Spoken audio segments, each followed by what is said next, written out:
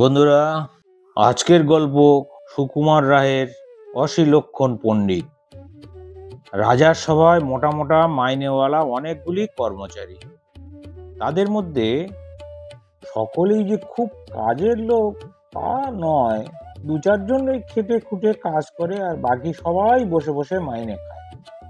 যারা ফাঁকি দিয়ে রোজগার করে তাদের মধ্যে একজন আছেন, তিনি অসিলক্ষণ পণ্ডিত।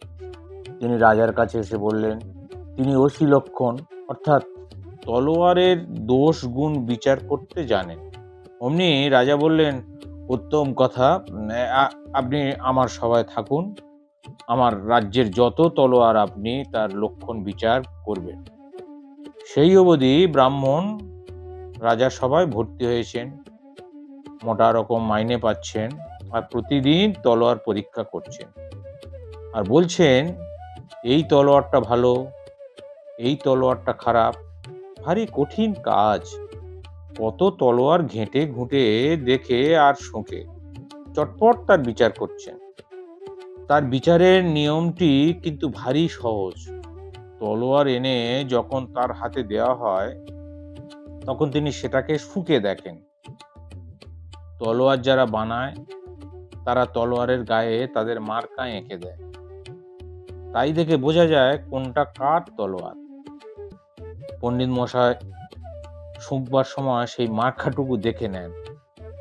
যাদের উপর তিনি খুব খুশি থাকেন, মানে যারা তাকে টাকা পয়সা দেয় আর খাইয়ে দাইয়ে তোয়াজ করে, তাদের তলোয়ার দেখলেই তিনি নেড়ে ছেড়ে টিপে টুপে বলেন, এক খাসা তলোয়ার, দিব্যি তলোয়ার, 1000 টাকা দামের তলোয়ার।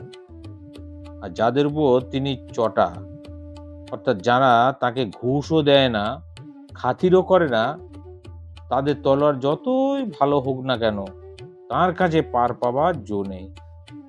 সেগুলি হাতে পড়লেই তিনি অমনি একটু শুঁকেই নাক সিটকিয়ে বলে ওঠেন, অতি বিচ্ছিরি, অতি বিচ্ছিরি, তলোয়ার তো নয়, যেন কাস্তে গড়েছে। এমনি করে কত ভালো ভালো কারিগর কত চমৎকার চমৎকার তলোয়ার বানিয়ে আনে, কিন্তু বিচারের গুণে তার 2 টাকাও দাম হয় না।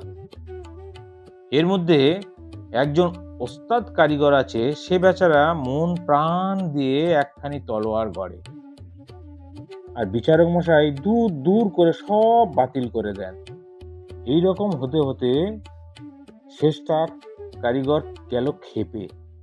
একদিন সে করলো কি, একখানি তলোয়ার বানিয়ে তার গায়ে বেশ করে লঙ্কার গুঁড়ো মাখিয়ে অসিলক্ষণ পণ্ডিতের কাছে এনে হাজির করলো। পণ্ডিত নিতান্তই তাচ্ছিল্য করে, আবার কি গড়ে আনলি দেখি, বলে যেমনি তাতে নাক থেকে শুকতে গেছেন, অমনি লঙ্কার গুঁড়ো নাকে ঢুকতেই হ্যাঁচ করে এক বিরাট খাঁচি, আর সেই সঙ্গে তলোয়ারের আগায় ঘ্যাঁচ করে নাক কেটে 2 খান। চারিদিকে হইচই পড়ে গেল, জওহরলাল রে, কবিরাজ ডাক রে। ততক্ষণে তলোয়ারওয়ালা লম্বা লম্বা পা ফেলে তার বাড়ি পর্যন্ত পিঠ টান দিয়েছে। অসিলক্ষণ পণ্ডিতের মহা মুশকিল। একে তো কাটা নাকের যন্ত্রণা, তার উপর সবাই বেরুলে সবাই খেপায় নাক কাটা পণ্ডিত বলে। বেচারার এখন মুখ দেখানোই দায়, সে সবাইও যেতে পারে না, চাকরিও করতে পারে না। তাকে দেখলেই লোকে জিজ্ঞাসা করে, তলোয়ারটা কেমন ছিল? এই বলে আমি আমার গল্প শেষ করছি।